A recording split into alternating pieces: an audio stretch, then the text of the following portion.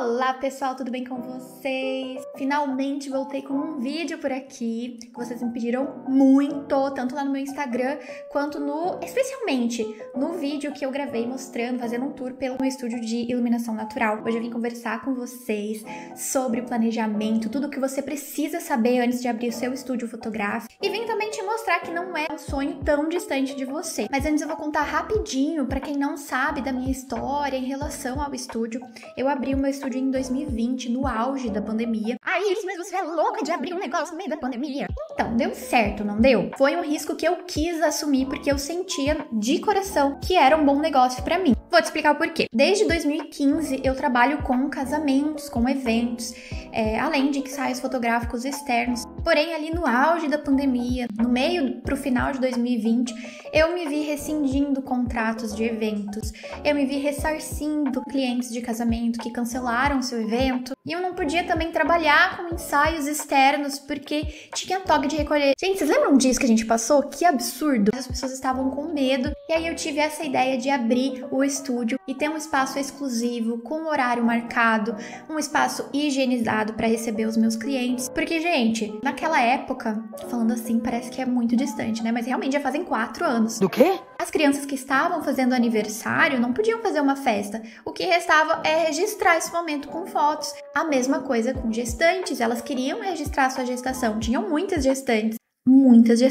E elas queriam registrar esse momento, só que existia aquele medo de estar num lugar externo, de estar exposto ao vírus, então ter um espaço exclusivo para o meu cliente, eu achava que era uma boa ideia. E realmente foi, e foi aí que o meu trabalho começou a alavancar de verdade, porque eu tinha um espaço para receber as pessoas. E até hoje, por mais que não seja o meu foco principal, eu trabalho muito com casamento, é muito conveniente ter um estúdio. Lá a gente tem um acervo de roupas para nossas clientes, a Josi, que é a minha sócia, faz a maquiagem das clientes no estúdio, então é muito confortável e cômodo, especialmente para gestantes, elas gostam, muitas delas não querem sair pro meio do mato fazer foto, então foi um negócio assim que deu super certo, mas é claro que com os perrengues que eu tive que lidar conforme o tempo foi passando, hoje eu teria feito muito mais planejado. E eu tô aqui para te dizer que se esse é seu sonho, se é o que você quer, você também vai conseguir e não é tão difícil quanto parece.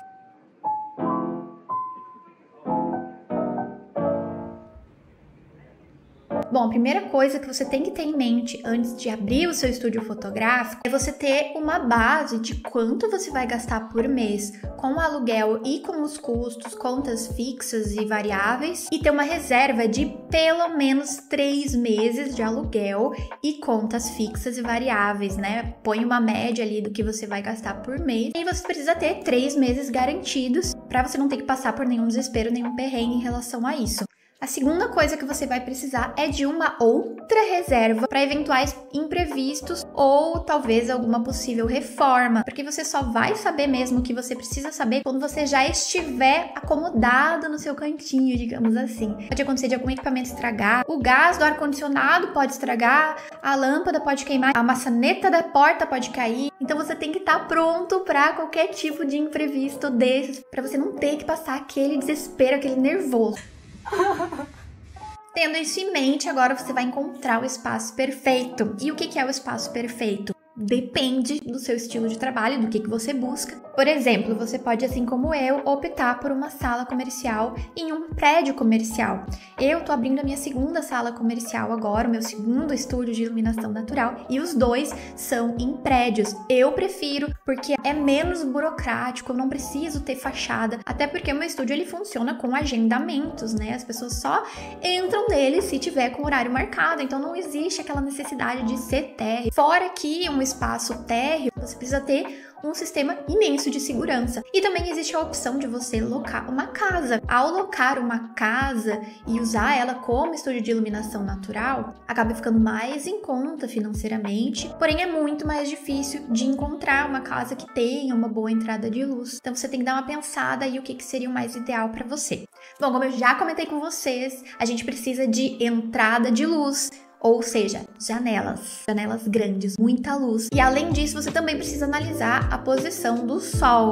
Sim, a posição do sol, aonde o sol nasce e aonde o sol se põe e como que vai funcionar essa luz entrando no seu estúdio. Por exemplo, se você encontra um espaço onde a maior parte do dia entra o sol direto, talvez você consiga uma luz linda, mas é uma luz muito específica, é uma luz muito bruta e o seu estúdio vai ferver o dia inteiro e você vai precisar de ar-condicionado o dia inteiro. Então eu realmente não recomendo. No meu caso, eu prefiro ter um espaço que não tenha entrada de luz direta o dia inteiro, porém uma parte do dia tem. O segundo ponto para analisar no seu espaço é a área externa. Nossa, Iris, o que tem a ver? O que tem a ver é que a área externa interfere na luz que entra no seu estúdio. Então eu, por exemplo, optei por 2 salas altas, as quais eu não tenho nenhuma interferência externa. Não tem prédios em volta, não tem árvores em volta, não pelo menos ao alcance da janela. Independente se tem sol ou se é um dia nublado, a claridade entra, meu estúdio tá sempre clarinho, porque não tem interferência de sombras vindo de fora. E o último ponto a analisar é se existe um espaço para armazenamento, porque por mais que você fale como eu sou minimalista, eu gosto de cenários minimalistas e eu tenho pouco equipamento, gente, vocês não têm noção de como nós fotógrafos somos capazes de ter coisas. É muito importante você ter um espaço de armazenamento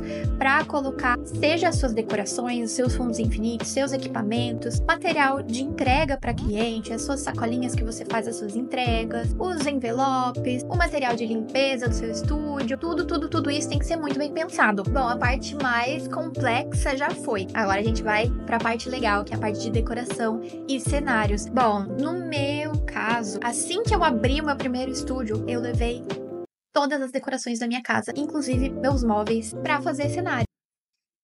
E, gente, é sério, tá? Eu dormia num colchão no chão e a minha casa estava vazia. Mas quando a gente tá começando, a gente não tem condições de investir tudo aquilo que a gente quer. Então, se você tiver essa opção, é muito legal, porque não é um investimento alto que você precisa fazer. Você só precisa de um transporte para levar suas coisas para lá. E aos poucos você vai investindo em móveis e objetos de decoração próprios do seu estúdio e vai devolver seus móveis para sua casa, coitados. Tá, mas Iris, como eu vou montar o meu orçamento, um pacote, seja justo, que seja lucrativo, que eu não saia no prejuízo e que meu cliente não ache um absurdo? Bom, esse cálculo que você precisa fazer é um pouquinho mais complexo. Para te ajudar, eu criei um e-book, como calcular o orçamento ideal para sua empresa de fotografia. Ele é gratuito, tá? Não se preocupa, vou deixar aqui na descrição para você dar uma olhada. Porque calcular o seu pacote de orçamento é um pouquinho mais complexo, não é apenas calcular a quantidade de fotos e quantidade de horas trabalhadas, você precisa ter um lucro, além de conseguir pagar todos os seus custos. Então o e-book pode te ajudar nisso. E por último, mas não menos importante, como será a experiência do seu cliente no estúdio? Porque você quer que seu cliente vá até o seu estúdio, mas você quer que ele volte, que ele sempre volte. Porque não é apenas sobre fazer boas fotos ou entregar o que o seu cliente contratou. A sua obrigação, aquilo que tá lá no seu contrato, é o seu ponto de partida, né? Você precisa, no mínimo, entregar aquilo que seu cliente está esperando. Mas o que você vai fazer além disso? Você precisa pensar no aroma do seu estúdio, como que você pode fazer uma recepção personalizada para o seu cliente. Você não precisa necessariamente ter uma recepcionista, mas ter um cafezinho esperando por ele, um bolinho. São gestos de carinho que são tão ínfimos, mas que significam tanto para o seu cliente. A música ambiente também do seu estúdio, bem pensada para encaixar no estilo do ensaio. Pelo menos uma vez a cada 2 meses, ter uma reunião com a sua equipe para falar sobre a experiência do cliente, sobre o que você pode melhorar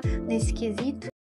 E é isso, pelo menos eu acho que é isso. Se tiver mais alguma coisa faltando aqui, se você tiver mais alguma dúvida, pode deixar aqui nos comentários que eu vou ler tudo e vou responder o que estiver ao meu alcance. Se você tiver também alguma sugestão de vídeo para eu trazer para cá, se você quiser se inscrever, pode estar se inscrevendo. Se não quiser, não precisa. Mas se quiser, eu vou ficar feliz. Se quiser deixar um like também vou ficar feliz.